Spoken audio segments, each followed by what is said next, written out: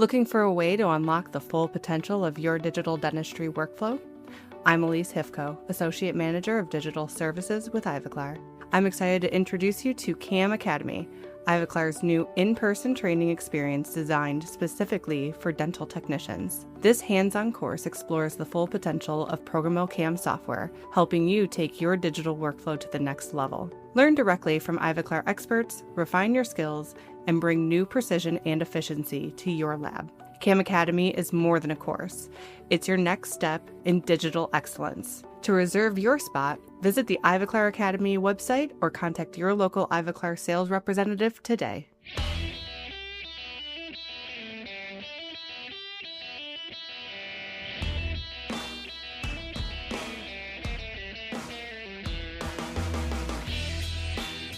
Welcome to Voices from the Bench, a dental laboratory podcast. Send us an email at info@voicesfromthebench.com and follow us on Facebook and Instagram. Greetings and welcome to episode 396 of Voices from the Bench. My name is Elvis. And my name is Barbara, and 6 is my lucky number, so this is going to be a good episode. Back to the sixes. You know it. Mm-hmm. Yeah, that's a Taylor Swift thing, isn't it? No, hers is 13, but you can't trump me on that. Just saying. I know you try. So, hey, this Friday's Halloween. I mean, you usually go pretty big. I mean, the whole lab. Don't you usually like cobwebs and you're dyeing your hair? And... Yeah, but my ass is going to be on a cruise ship going northeast of New York City. We leave out of New York City. Oh, I can't wait. Go all the way east to, I think, Boston, Providence, Canada. But yes, I will say this, that my mom sent me a thing that said, on the cruise, we can dress up. So I'm not sure I'm going to, because I really need a vacation, and I don't want to work that hard. But yes, what are you doing? You going to dress up like your dogs? Are you... My question is, are you going to dress up like someone who's on vacation? Yeah. I don't know what that looks like, Elvis. Somebody's going to have to call in or send you an email and tell me what the hell that looks like, because I haven't been on a vacation and I don't even know how long. So, no, I don't know. I do know I'm going to drink a lot. There you go. Mm-hmm. That's the point of a cruise, right? Mm-hmm. Mm-hmm. Yeah. I don't have Halloween plans. I think we might go to the movie theaters. They're playing the original Halloween movie. Nice. Yeah. Well, my boyfriend and I, we watch all the scary movies all the way up until Halloween. So we watched Scream, we watched Halloween, we did It, everything. So yeah. Oh yeah, those are the big ones. Uh-huh. Yeah. I know. Nice. Hey, right after we released Monday's episode, I got the bug. I know. And I finally did what so many people have asked us to do online. Why is it that hard? Tell me. Well, you know what? It's coming up with ideas that are good. Mm-hmm. I don't want to just put out the basic idea. And I don't know. It's just organizing it, getting it out, and then posting about it and talking about it. Yeah, because you don't like to post. I know. I don't know why, Barb. I don't have an answer. Laziness. I'm busy. Yeah, but anyways, we released a new shirt, and we always sell shirts to raise money for the Foundation for Dental Laboratory Technology. Correct. We're not doing it so Barb can buy more drinks on the cruise. That's correct. We're doing it to give it right back. As in the past, we sell them in batches. So you get a few weeks that you can order, and when that time is up, another company makes them, ships them right to you. We don't have to do anything. Barb and I are not in the shirt business. Plus, we just don't have the time. So, until November 8th, you can order the newest design, which has the podcast logo on the back, and what I thought was clever, a little name tag on the front that just basically says Dental Technician. I love it. It's funny. I thought it was cool. I toyed with a few other ideas, but I like the simplicity of it, and really it just says what it is. We are Dental Technicians. Love it. Be prepared for strangers to come up to you asking for advice. What does that mean? If a regular person sees someone with a shirt that says, I'm a dental technician, they might come up with their denture in their hand and say, how come this doesn't fit anymore? Please? And you say, you might want to brush your teeth, bro. That's when you put on the other shirt. Last year's. Yeah, exactly. Yeah. See, you got me. All right. So head over to voicesfromthebench.com/shirts And there's a link to the store. You can get shirts, long sleeve, hoodies, a whole bunch of different colors. So I'm in. Remember, it all goes back to the foundation. All right, guys, order them pronto. Hey, I went in yesterday and 3 of my coworkers had our Voices from the Bench shirts on. So I thought that was pretty sweet. I love it. I know. I love it. So this week, we have a great conversation with 2 ladies that out of a horrible experience didn't even take a breath to grieve and got right back into it. Danielle Collard and Amber Rosema are both part of the employee-owned Denture Crafters out of Blue Springs, Missouri. They talk about the history of the lab and transferring it over to the employees, but suddenly their life changed on one night. Crazy. About 3 weeks ago. Yeah. When they got a call at 1 a.m. and found out that their lab was on fire. They pretty much lost everything. But Danielle and Amber didn't even take a moment to be sad. In the parking lot, they got right back into getting themselves back up and running. I mean, it's a sad story. You don't wish it upon anybody. No. But it's a great tale of an amazing team, an amazing community, and lessons learned by all. So join us as we chat with Danielle Collard and Amber Rosema. In just a few short weeks, we're going to be dropping our long-awaited chat with Jordan Greenberg, the Manager Director of Follow Me Technology, but more affectionately known as the Hyperdent Dude. Yeah, Elvis, that was an interesting one. I don't think we've ever had somebody on the podcast that went into such depth about CAM software, have we? No, of course we haven't. And it was long overdue because it seems like a ton of labs underestimate how much CAM dictates the efficiency and capabilities of their equipment. Well, machine manufacturers certainly don't, which is probably why Roland DGA, who truly recognize the value of CAM. They have partnered with Follow Me North America to offer their own Hyperdent bundle. They pair it with their DWX53D series devices. But since Roland wants everyone to benefit from this collaboration, including their existing users, they're offering a Hyperdent trade-in promo. Oh my God, what a great opportunity, especially for labs that want to optimize the quality and efficiency of their advanced workflows, like those tricky full arch direct to multi-unit cases. Oh, I know about those. I know you do. We're talking real benefits. Jordan said that some labs have achieved almost 2 hours in cycle time savings, all without sacrificing quality. 2 hours? That is like literally no joke. Maybe us lab techs would finally make it home for dinner, for once. I wouldn't count on that, Barb. Don't you like eating at 11 p.m.? No. But if you're running a Roland mill, definitely talk to your dealer about the Roland DGA Hyperdent bundle, especially that trade-in promo. Good call, everybody. Our friends at NOAC, by the way, are participating. And as an added bonus for NOLA Lab Fest attendees, they'll be tacking on an extra feature, multiple instances at no cost. Wow, that's pretty awesome, huh? Yeah, I'll say. Hey, speaking of NOLA Lab Fest, did you realize it's less than 2 weeks away? Yes, guys. I'll be on vacation, but November 7th to the 8th. Yes, you're right, Elvis. It is literally right around the corner. Yep, and you know who else will be there? Jordan. Hi, So Jordan. definitely snag one of the last remaining spots at LabFest, track them down, and we can all talk about Hyperdent Cam in the Bayou. In the bayou's right. Perfect. Let's go, guys.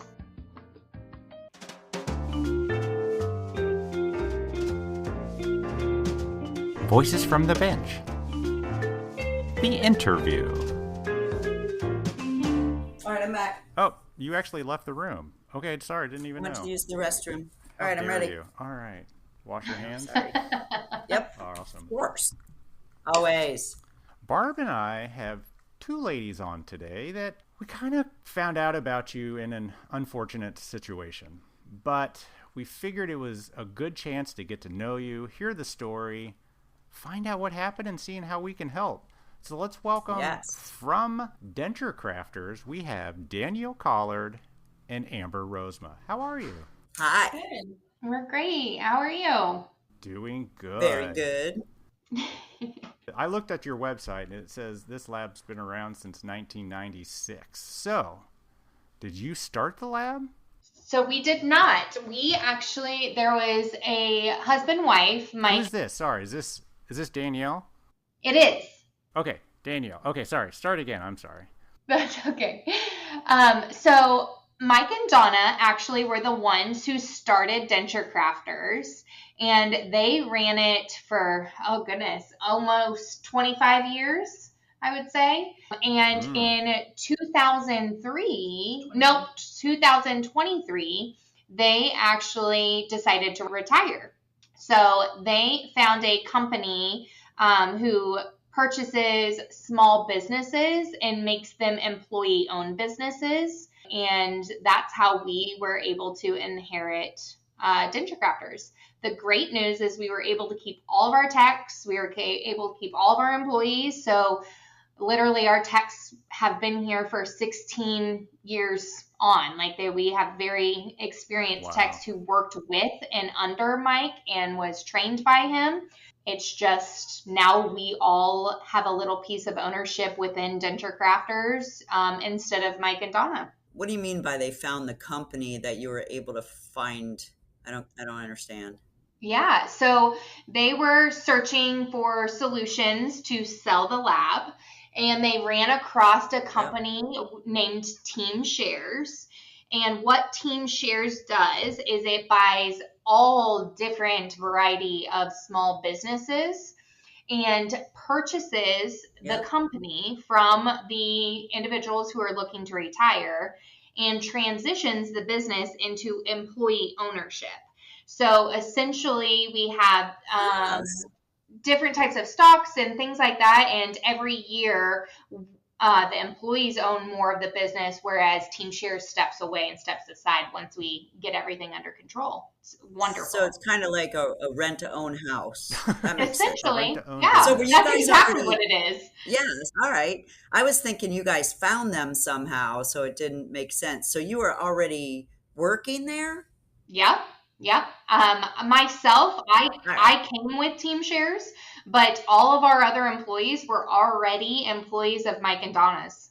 Oh, that's great. Okay. Thank you for explaining that. That Amber, makes a lot you of were sense. already there?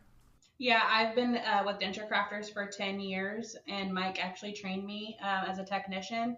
And when they retired, I moved into management. Oh, so tell us So your how do you story. like management? Yeah, you got to tell us about your story. Well, So we're let's just go going to back keep a those thoughts minute. to ourselves. So how did you, so let's go back. Let's start with you because you started at the lab 10 years ago. So how did you find your way into dental technology and that lab? So I actually was hired in to just like ship cases. And once they found out that I was like super crafty, they moved me to the back where I was a waxer. And I just progressed like crazy. And within 5 years, I was a supervisor and running the lab underneath Mike. And then after that, they were looking to retire. So they just kind of kept training me, and I learned front of the house and back of the house. So once they were set to retire, I was able to do both sides of the business, which is one of the qualities that Team Shares looks for, is that they have someone who can help continue running the business because they obviously don't know anything about dentures or anything like that. Yeah. So there was 4 key employees that were there that were set into not necessarily management, but they were there to help run the business and could run the business should anyone else leave because they were selling the business, if that makes sense. Yeah. So Heck yeah. when you started, and you started as a packer and shipper, that's how I started in this crazy world. Did you have any idea what it was? No, absolutely not. I literally thought you could just order dentures online or something. Like I had no idea there was so much detail and all of that goes into the process of making dentures. And you just fell in love with it, huh? Yeah. It's my career now. Long awkward pause, maybe. Well, it is true. I mean, we do kind of fall in love, right? I mean, like, I'm sure you enjoy what you do. You said you rapidly got better. Yeah. And your movement was swift. So obviously you're smart and you have skills plus talent. So they realized it in you. And I think it's kind of cool that he recognized it and wanted to build you up. So now you're a part owner, correct? Yep. Awesome. So how was that first denture? Pretty good? Actually, I didn't. I mean, I remember my first denture, but like it was like perfect. I mean, honestly, like yeah? I'd overseen it for like 8 months. I was working in shipping and receiving for like 8 months, and then I switched over into being a technician. And my first wax up, they were like could not believe how amazing it looked, and I'm just like, it was like a natural thing to me. That is amazing. So were you an artsy kid? Did you like art in school, or did you just love the feel of wax, which I totally get? No, I'm very, very, very crafty, like all around. Cool. It's awesome. Well, Danielle, what about you? You said you came to them from that company? Yeah, so I actually came from the dental office side. I managed many, many practices from a corporate level of dental practices. So like my most recent was I was a regional for Aspen Dental, who had dental labs within it. Sure. So I actually decided to be a stay-at-home mom for a little bit.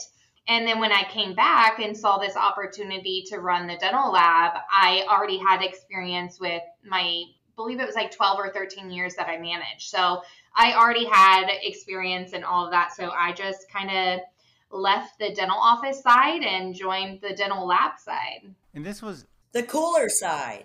That's right. The cooler side. So when you came in, it was already employee owned at that point?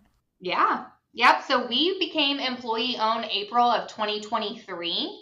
And I actually came in April of 2024. Oh, so a whole year after. So what, they just run wild for a year until you got there? So they had temporary support until they found, quote unquote, the right fit for my position. Mm-hmm. But they had great skill sets of people like Amber that they were able to make the decisions and run that business until they found me. So. Wow. And how many people were at the lab at the time it transitioned? 15. 15. Wow. That's a good size removable lab, because that's all you did was removable, right? I'll say it's a huge removable lab. So it's only removable, guys? That is right. Only removable. And mostly analog at that point, or were you into digital when the transition happened? We were completely analog at that point. Yeah.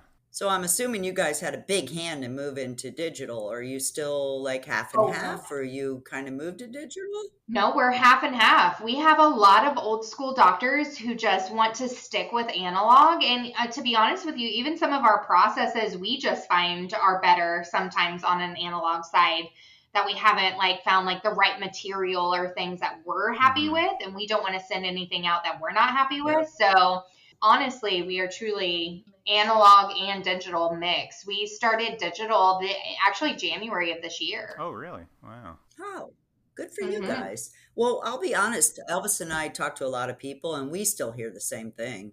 It's like, a little bit of percentage on both, or you're all in on one, or you're all in on the other, or you mix half and half.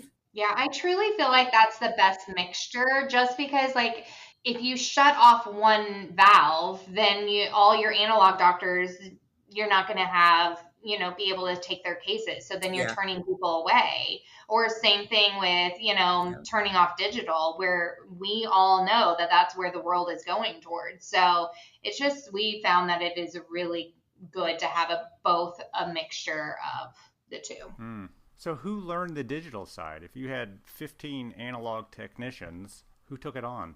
Amber, actually. Really? Amber and one of our techs. Nice. I sent them to some different types of training classes that really taught them.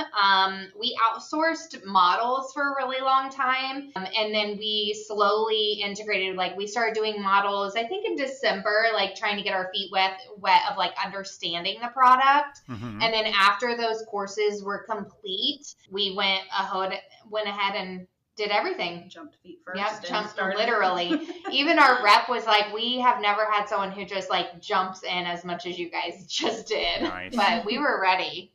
What'd you get? What printer did you start with? What software? How'd you jump in? So we started with 3Shape and we started with an Asiga Max, and Can't we go quickly wrong. learned that that printer was too small for our volume already. And so we also got an Ultra, Nice. and then we have the Dentsply Cure unit because we bought all the tooth libraries for Dentsply because we're doing the Lucitone digital print Perfect. system. You got the best of the best all lined up. Yep. Are you doing more digital than analog or the other way around? We're doing more analog than digital right now, yeah. Yeah, and when do you predict that to make the switch? Do you have an idea? I'm not sure that we'll take, because like, you know how you can take your analog cases and make them digital? Sure. I don't know that we're going to do that because our doctors just really like our analog dentures, and they haven't really voiced like how interested they are in that. So right now we're just doing what digital cases come in. We have made our frameworks digital, so we were designing them digitally and then print the design, and then we invest them and cast them ourselves. Oh, and do you we, really? Wow. have our own frame lab as well. So you actually print the wax for a frame and then cast We it? do. We print our custom trays right now Yep. too. So like we're slowly moving things over. The next thing we want to do is move our occlusal guards over. So we're slowly bringing it over. I probably would predict in the next 6 months, to be honest with you, especially when we get into the new space and we actually have like, we can Backup breathe and Mhm. all the things. But right now we're about 30% digital, 70% analog. That's not bad for a removable lab, really. Yeah, for sure. So discuss your new space and what happened and what's going on with your lab. Yeah, so right now we are in a temporary location. So we don't know what exactly is going to go on with our old space / new space. That kind of determines Yeah. what's going to be the determining factor with that is if the landlord's going to want to rebuild the building or not. If he doesn't, then That's kind of tough. yeah.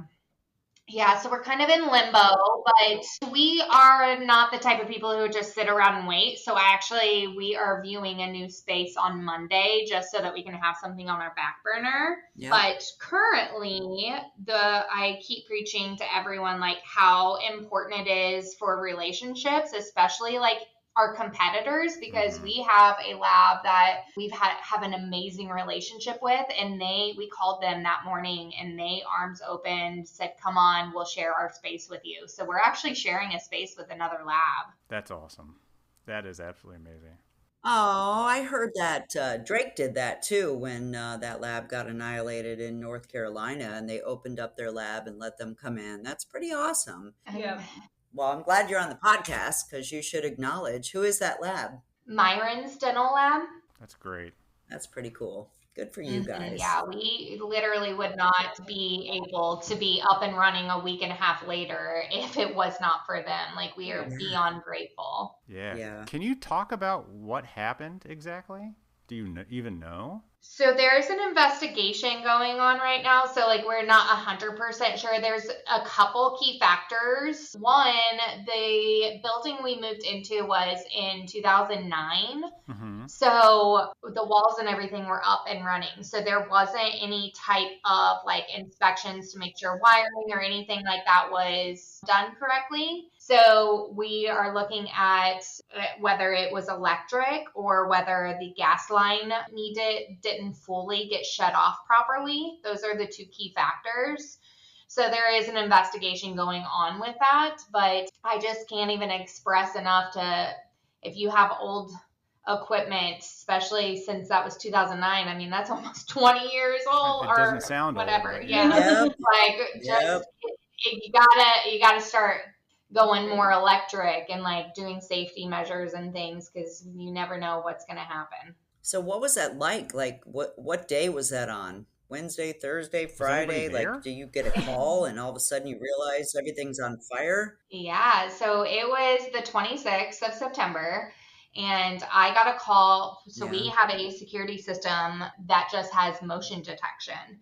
And I got a call at 1:30 in the morning. And I did not answer it because it was an unknown number. 1:30 in the morning. 1:30 in the morning. And so then that number called right back 10 minutes later. And I answered it because obviously, like if someone's calling 2 times in a row, something's going on.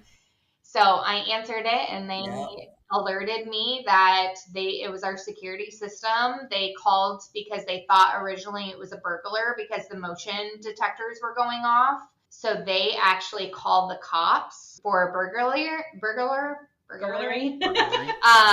And they stayed on the phone with the cops until they got there. The cops alerted them that it was a fire. So they called me back and said, you need to immediately respond. There's a fire in your building. Wow. So what the hell do you do? Get out of bed and go there? Yes. Absolutely. Yeah, we both got out of bed. She called me, and because they tried to call me also, and I didn't answer because it was 1:30 in the morning, and I was like, who's calling me at 1:30 in the morning? I was so mad. I was like, I don't get enough sleep right now already because my husband is in a bed and he's laid up. So I'm like, I don't know who this is. I was mad. And then she called me, and I didn't answer because I moved my phone away from my bedside. And then she texted me in all caps, the lab's on fire. Like it was going to like make me wake up. We were laughing about it later because I was like, well, I didn't text me in all caps, but we both just rushed to the lab, and we were there for 2 or 3 hours there. And then we went back home and had to report back. Yeah. We left at, I think it was like 3:40. Yeah, 3:40 we left, and then we were told we needed to report back at 7:40. Yeah. So we went home, drank a cup of coffee, and I started immediately working on all the cases that we had in lab. We had 128 cases in lab that we have to start over at no charge for all of our doctors. And so I started on that list and started drinking Red Bull and was like, I got to get through this. And we literally have not stopped working since. Yeah, we have not had a stop working moment. Yeah. So when you got there, I mean, fire trucks there, things ablaze, or was it pretty much just done and wow. Yeah. Very high. They actually said that the flames got 15 feet higher than the roof of the building. It was that bad. Wow. That's what happens when you have gas in a building, guys. I can see that. And all your chemicals and every flammable chemicals and all of that as well. Yep. Because the other issue, so 2 issues with the fire. One, we had multiple chemicals, obviously, like on your bench and things like that. So as the heat rose, those chemicals exploded and started other fires. And then not only that, but as the fire started and the temperature rose, the air conditioning actually turned on and sucked the fire into the ceiling. Oh my gosh, I guess you don't think about that. Through the vents. You know what? That's actually really crazy because my son is in the firefighter academy and I study with him every night and every morning, and oxygen and airflow is what feeds fire. So I can totally acknowledge that that's a true statement. That's crazy. Wow. I didn't realize we had an expert online here, Barb. Thanks. Yeah, we do. Now I am, Elvis. But that's like, so it goes up in the attic and then all of that spreads and just the whole building. So it wasn't just your dental lab in that building, correct? Wasn't it more than that? No, we had a dental office that we subleased out to. And then we also had underneath us subtenants for various buildings, like in accounting, epilepsy, so different businesses. But unfortunately, with the smoke and water damage outside of the fire damage, everything's just gone. Everything. So you show back up at what, 7:30 in the morning, and what do you do, like a walkthrough? What's that like? Yeah, you guys have to walk us through how you picked up and kept going. Yeah, so we got there at 7:40 and we are not allowed in the building. The building is not, the roof is like literally falling in. Oof. So we are not allowed in there, but we have to stay there because the fire investigator has to go through the whole entire building and do an investigation. So essentially what was happening is they would take pictures of equipment, come back out, show Amber or I, explain what the equipment does, where it was located, all of the things, and then they'd go back in, and that was an all day event. Yeah, we didn't leave there until like 1:30. Oh yeah. Well, and then the adjuster had to come back out after that, remember? Yeah. So it literally, It because was after the firefighter left, then I went and got a laptop so that I could start working, because Yep. I left my laptop inside the building. I didn't bring it home that night, so I had to go buy a laptop to start getting everything in place. And we were starting the process of, okay, what are we going to do? Where are we going to go? All of the, like, I called Myron's at like 3:40 a.m. and was like, hey, we need help. And he was like, arms out. Like, I called him at 7 something in the morning after that, because he didn't like answer at 3:40, but obviously, but he called me back and was like, yeah, absolutely, you guys can come in. So then we just started planning on rebuilding. We were literally standing in the parking lot of our burnt down building, and we were planning on how to reopen within a week. So, already calling our suppliers like UPS, FedEx, post office, telling them we need an address change immediately, like alerting the insurance company, obviously, so that we could have the adjuster come out that same day. Like, we were on top of it as soon as placed a large order with Henry Schein so we could get all of our stuff starting to deliver. They started delivering things by Monday at Myron's lab, and we just started setting up. Yeah. So hold on. So you guys had a think tank and you said, all right, what do we need to do to get back and running? And just sat down and made a list, and then just were like, you call this guy, you call this guy, you call this girl, blah, blah, blah. Like, seriously?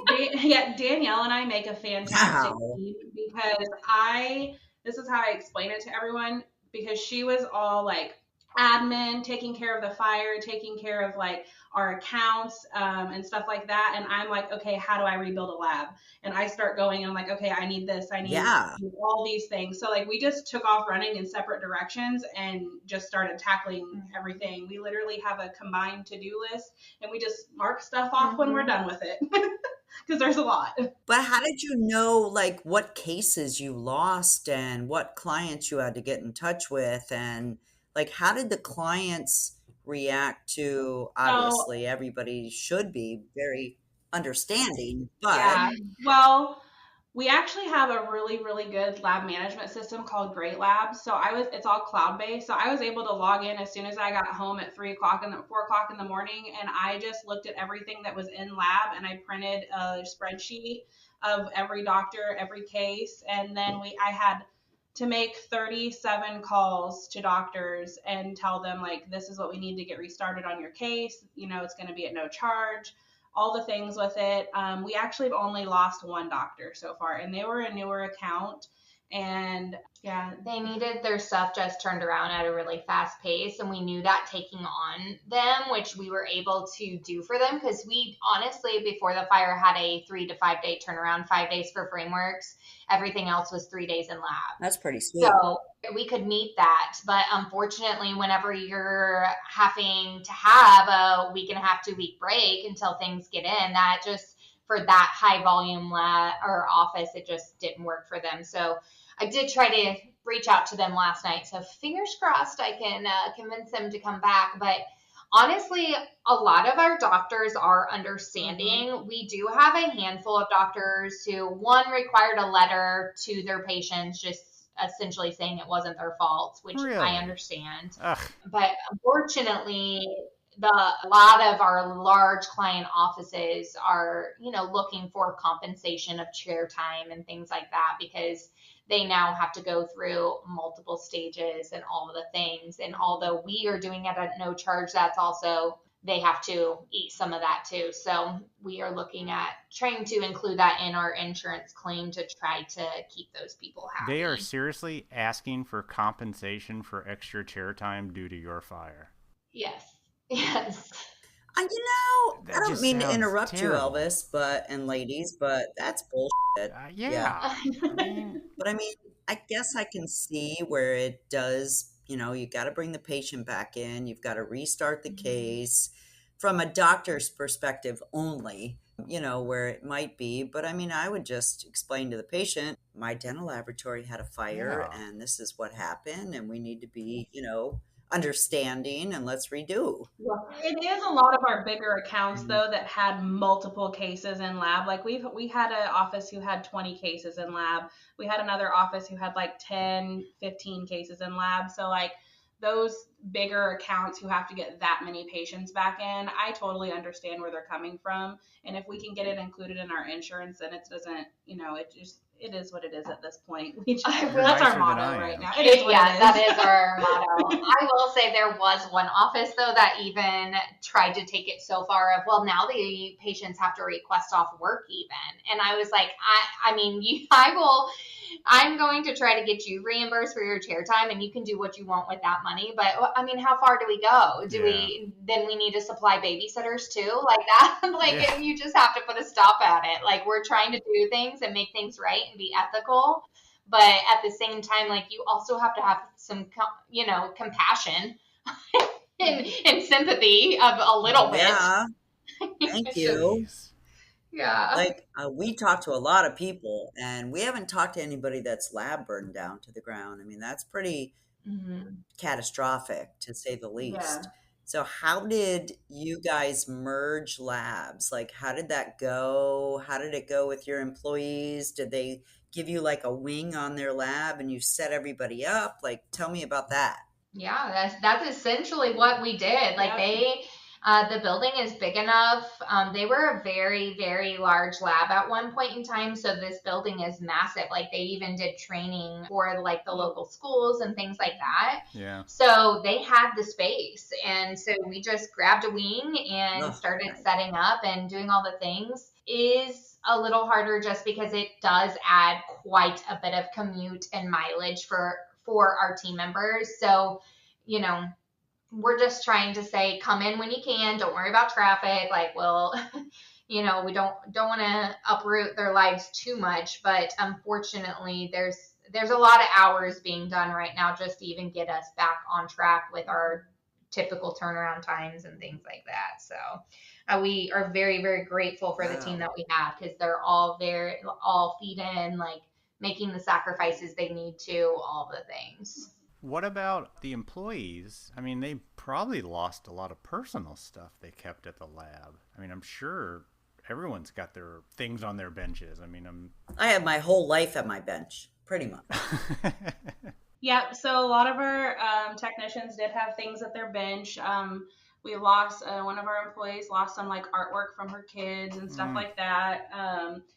Jackets, just a lot of personal things were left there. But we're trying to figure out how to compensate that and figure out what we can do for all of them. At this time, we haven't really, that's kind of like on the end of the list right now. And honestly, we need to be able to get inside the building before we even, can see like I did go in and grab like our OSHA binder because they needed something, and like that was inside my desk.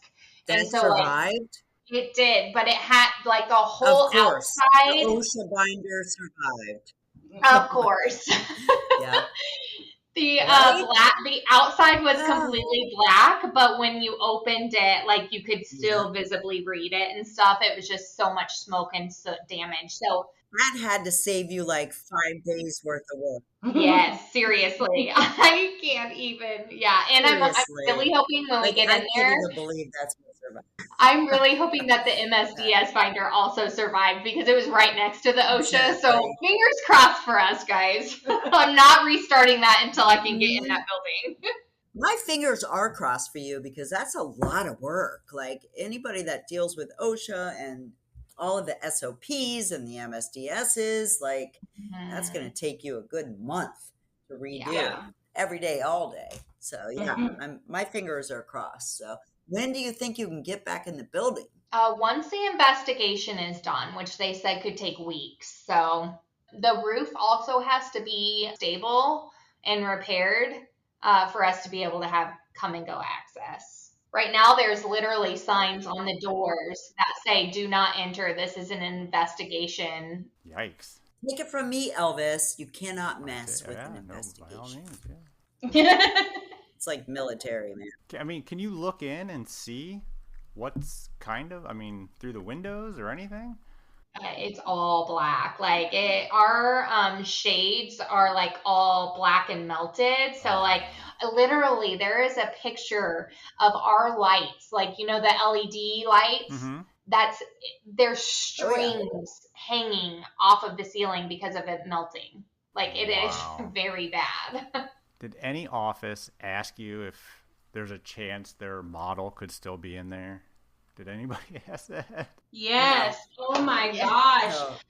I have an office there. We had a repair in lab, and there is a doctor who is like, my patient just really wants their denture back. And I'm like, I cannot, if your denture made it out, I cannot ethically give this to you and let you put it in your mouth. Like, we have to remake you a new one at no charge. Like, he's like, I understand that, but the patient's adamant that they really just want their partial. And I'm like, literally, the fire department told us, they were like, you cannot give these partials or dentures to the patients because of how much chemicals were in the air. It is not safe to put that in your body. Like, I don't understand why these doctors think.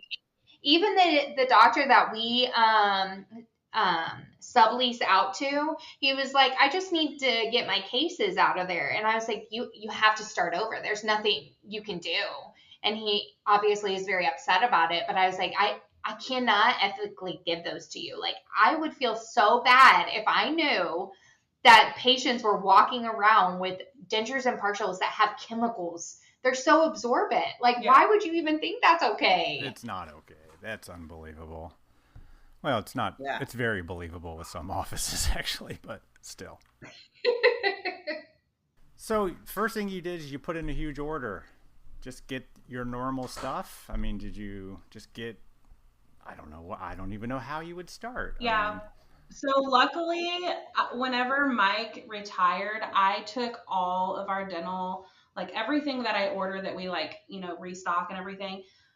I have a spreadsheet of everything we order, where it comes from, how much we order of it. Like, I have a whole spreadsheet of that. Nice. So I literally took our spreadsheet, copied it, and placed an order. So it wasn't that smart. terrible. Smart. It was very smart that I did that. Yes, it literally saved me hours, maybe if not days of work. Mm-hmm. But yes, it was actually pretty easy to make a really large order, and everyone at Henry Schein was like, our rep was like amazing and helped me on a weekend. Like, we placed the order first thing Monday morning. Mm-hmm. Like, and we had stuff arriving Tuesday. Like, and it was just like, okay. And our team came in and started putting stuff away. We started figuring out, okay, where are we going to do shipping? Where are we going to enter cases? Like, ordered computers, all the things. Like, by the end of last week, we were somewhat running, and like, hopefully by the end of next week, we will be like in a more calm position. We have our technicians coming in this weekend to like get caught up, because we had a ton of cases coming to us already. And then we lost 128. So those ones are coming back to us. So it's like double the work right now. Yeah. So we don't want our podcast listeners it's only been 2 weeks, maybe 3 tops. It's been 2. It's been 2 weeks. Yep. It's been 2 weeks. Yeah. I didn't realize it was so fresh. So you guys are like right in the thick of it. Yes. Seriously. We are. Yeah. When did you start working on your first case? Like 3 days after? Monday, Tuesday. We had a repair Tuesday. That was the first thing we billed out, was a repair. It was Tuesday. We billed out $52 on a Tuesday. When we're typically billing out like $6,000 to $7,000 a day. Yeah. And you probably did a dance, a happy dance. Yeah, but we did. Myrons just have been letting us, like, on that Tuesday and stuff, like whatever they had, because they used to have a Prost department. And then they switched to Crown and Bridge primarily, and then their guy retired. Yeah, their guy retired. So they already had a lot older of equipment, but still something that was functional. So we were able to do like our relines or repairs and things like that for our local offices. So we were literally day 2 jumping in and going ahead and doing what we could. So did you have drivers out? Do you do local pickup and delivery? Yep. We do. Yep. We do a 50-mile radius. So we have lots of locals that we go and we just pick up and do our deliveries. And so I'm just wondering how that dynamic worked. So the drivers would go out there, and I'm sure by then everyone's heard the story, and there's nothing to deliver anymore. It's all gone. It must have been pretty tough. Yeah, so primarily the last week she was just doing pickups for, to get our schedule back up and running. But now, obviously, since we are now 2 weeks in and we were able to really do a lot this week, she's been doing deliveries and stuff for us. So. And all the employees sticking with you, driving over to the new place. Yeah, all but one is sticking with us, but she's here helping us on like a temporary basis just because it's a really, really, really long drive for her. Yeah. So when we go back to a closer building, she'll come back to us, but I can't fault her for not wanting to drive. She is an older, retired. Yeah. She's retired and just like a part-time extra help for us. So what do you guys think is like best case scenario after this all goes down? Do you think you're going to rebuild in a new location? Do you think they're going to rebuild that building? Like, what are your thoughts on that? You don't have to be, perfect in your thoughts, but I'm curious.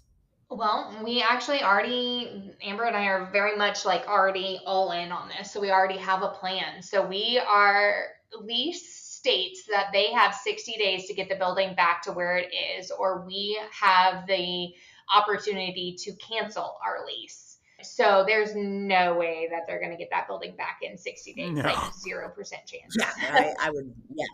Yeah, so you might want to not release this. So. yeah.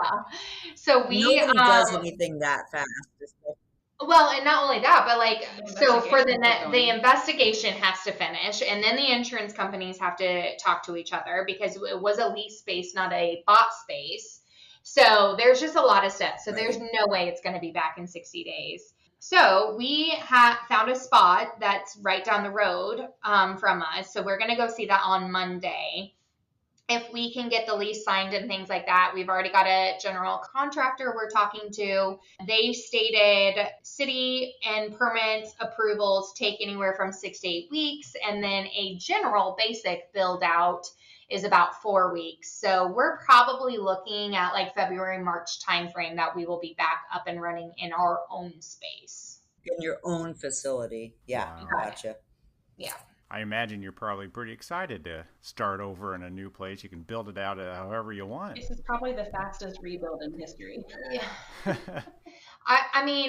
Yes, we get a new lab and we get to kind of put it how we want to from a functionality standpoint of what makes sense for, a typical lab flow. So that's great. It really did flip everyone's world upside down. So wish it didn't happen, but yeah, we are definitely looking in. So we really are going to be diving in at the next few weeks of like, what is the safest things? Because one of the things that the investigator had said was the building wasn't large enough to require sprinkler system, but he said if you had a sprinkler system just in that one room, you would have had minimal damage because of it stopping it from that one room. Like, yes, you still would have had, damage, but it wouldn't have been a complete loss. So Amber and I are really going to be diving into the newest systems and safest systems for our employees that will make this new lab space, something that can last another 30 years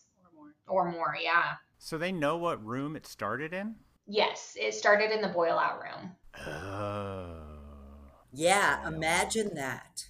Mm-hmm. Oh, that's like the worst room in the house. So, wow. Do they think it was the boil out unit? Yes. Yeah, interesting. So are you guys able to visualize your perfect lab and exactly what you want, where and when and what new equipment, and you're just laying that out right now in your heads? Yes. Yeah, like we're playing around with like blueprints and like what that layout looks like, what makes sense, like all of the things. That has got to be like so much fun. That'd be like, all right, so if I'm going to lay out my perfect dental lab, I do say that the fire was horrible, but it enables you guys to be able to like redo everything. Like that's got to be kind of a little bit fun. If we weren't rebuilding a business in the process, I would say, it would be fun. But right now, it's just really stressful. It's really stressful. Yeah. So I'm on the other side looking in, so I can't even imagine. But Yeah, I yeah. would For say you, it's probably good really way fun. out. For us, ugh. Yeah. We are excited about having new things and getting it to back to where we think that, like she said, the functionality and the workflows make sense. So that is like The Yeah. exciting part. It's yes. just the getting to all the steps and Yeah. all the things. Like so. we've just have been working so much since the fire that it's like we just need a vacation after this. Moving around. Oh, sure. We're going Well to deserved. Cancun after Yeah. this. Where are you going? Anywhere. I said Cancun, but anywhere. Oh, I don't all care right. if it's down to the local pub right now, okay? Like, I just need something. And that kind of segues into it. So how do you keep yourself mentally healthy right now? Is there something that you two do? Obviously, you're friends. We have each other. we have each other, for sure. Yeah. I mean, the business alone is stressful. Yeah, so before the fire, this is Amber, by the way. My husband had a very bad motorcycle wreck, August Oh, 14th. geez. So he broke both of his legs. So I've been kind of in and out of work from August 14th and up until the fire, essentially. And I mean, I'm his full-time caretaker, so I have to. He's literally in a bed. He can't walk or anything like that. So I had all of that going on.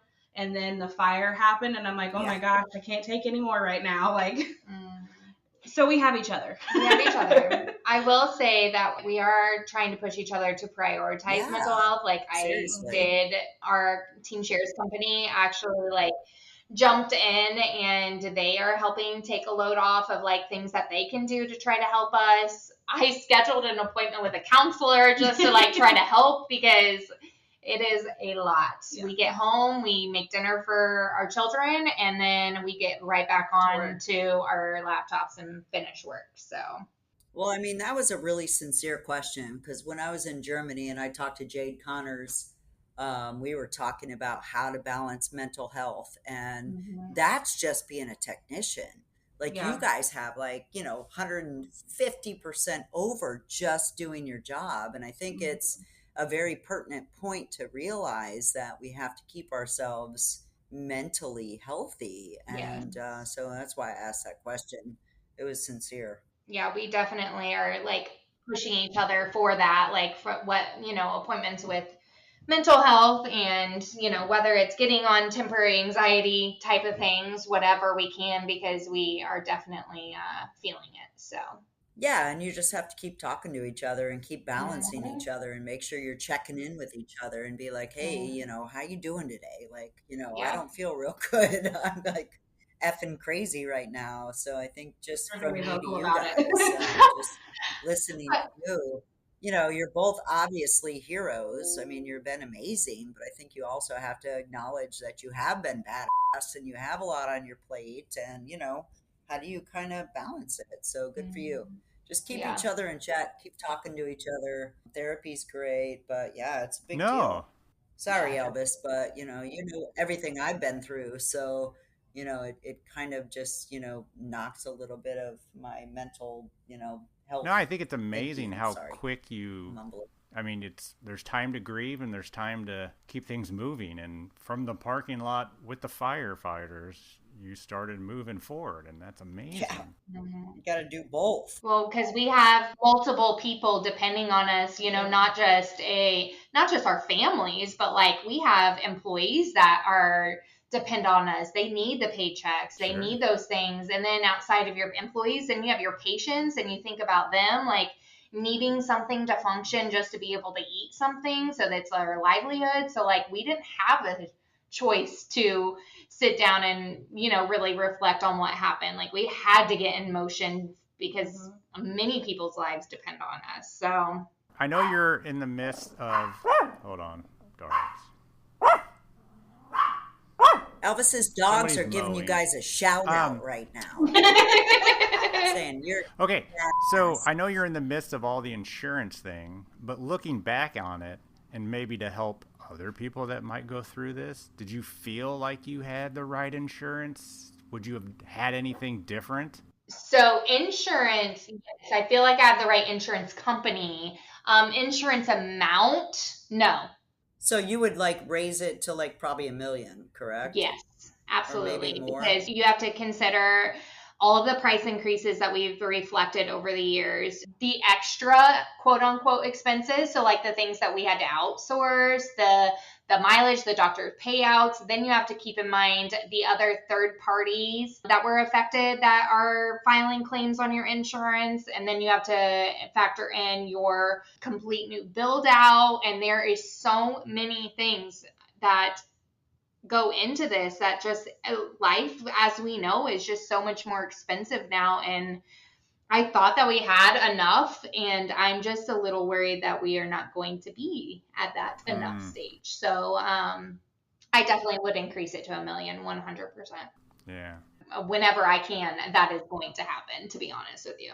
So as an employee owned lab, or at least, you guys are all invested, are you going to sit down with everybody and say, hey, like, this is where we're at, this is what we need, this is what we need to do? Like, how does that all like go down?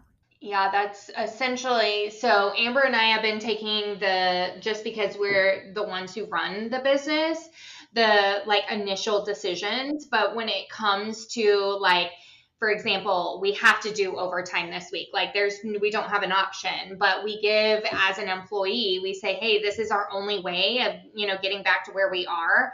How do you guys want to do this? Do you guys want to come in from X amount of time to this time? Do you want to come in stages? Is it better? So like, we really try to include them in all the decision makings. Like we may say this is the result that we need, but then as a team, as employee owners, we come up with a solution together of what's going to work best for everyone's personal lives as well as the business life. So good.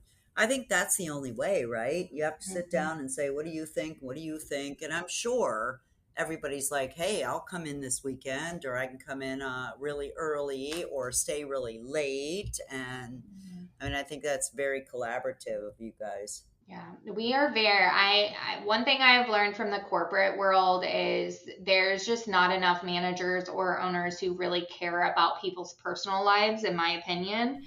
And so that is one thing that since day one, when I walked in, I was like, everyone's personal life matters 100%. Like we will do everything we can. If you have something major going on in your life and you need some time off, we'll take care of you. But also, I think that it plays into a role of, because we are so employee mindset and a family mindset, it allows the employees to also be super loyal to your company and be like, I will do anything for you because you do anything for me. Yeah. Yeah. It's reciprocal, like honestly. And I think I love that about the way that business runs, is that when employees are engaged, they're a part of it. Like they've got skin in the game. I don't even mean employees. I mean just business partners / employees / technicians, but everybody's in it to figure out how we can be successful. Yeah. And it sounds like you guys are on the right path with that, because it's not always easy working on a weekend, but you can come in early, you can work late, and then I get my Saturday and Sunday and I'm out of here. Yeah. We all know that the dental lab community is pretty amazing, and pretty much everyone's willing to help other people. How can the community help you? What do you need? We were kind of thinking of different things. I think like really the biggest thing is I would love some people's different inputs on like what systems they like, and because that would be a huge mental load taken off of Amber and I, is having to do all the research on what works best and what doesn't. So, and I'm talking super granular, right? So like, what's the best air purifier system? Where's the best compressor? I'm going to have to do research on all of these things. Yeah. So like, even if anyone has any type of knowledge or opinions on this works best, this doesn't, that works well for us, like that would be super helpful. There is a couple offices that we're using from an outsourced lab until we can get things in. So like, we don't really need to like offset our work. So really it's like people's knowledge of the business, right? And like just helping us from that standpoint so that we know what it is that could prevent this from happening or helping us in the future to be the better lab. Because we work with a lot of labs. We are an outsourced lab that accepts nice. all work from all sorts of different labs. So anything that we can do that will make their lives even better for their offices. Like, it's really just that sharing knowledge piece that we really think would be like super beneficial. That's a really good point. I mean, you can find 500 opinions on 3D printers, but you can't find very many opinions on air compressors. Yeah. Right. Or like your chisel that you don't even think about. Like, we had to do some research on, okay, we need a new chisel. Like, what do we get? Because the one that we had, we can't get anymore. So, like, what's the best thing out there now? So we had to do some research on that, and just the knowledge that everyone would give back on just that one simple answer. If they could do that on like everything, that would be great, because there's so many things that we don't think of or know a different way to do. So that's definitely the number one thing I would say. That It'd be nice to ask your questions, and then we can put a link on this show notes, this week's show notes, and people can look at it and answer and help you guys. Oh, we would totally. That would be so wonderful. We could come up with questions for sure. I'm sure you have a million of them. We probably already have some started. Yeah.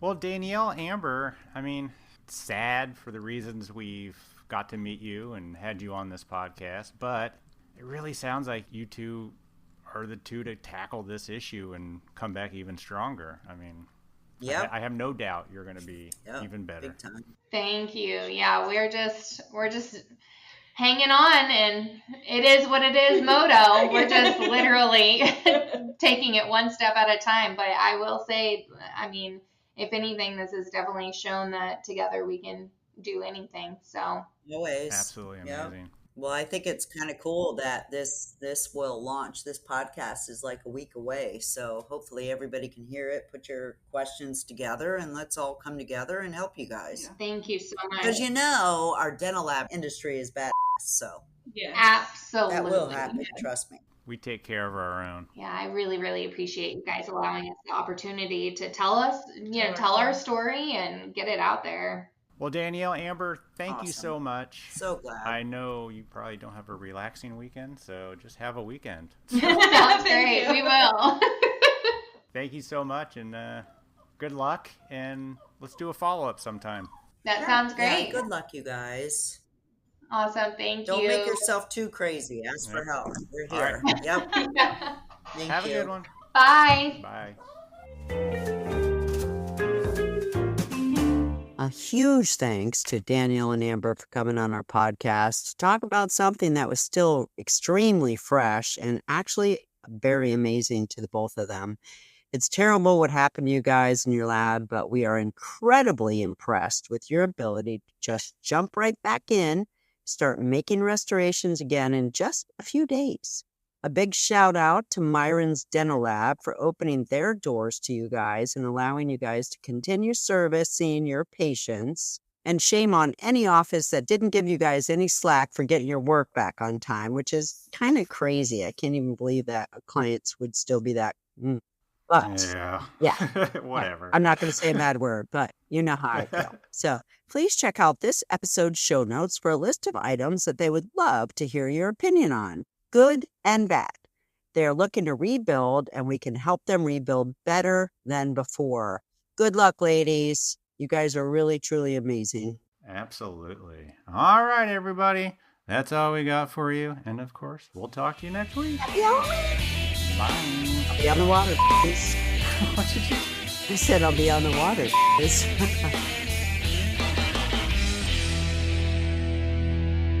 I guess you can barely hear me. Now you just blew our eardrums out. Now we hear you. Got it. Oh, hi. Hi. The views and opinions expressed on the Voices from the Bench podcast are those of the guest and do not necessarily reflect the official policy or position of the host or Voices from the Bench, LLC.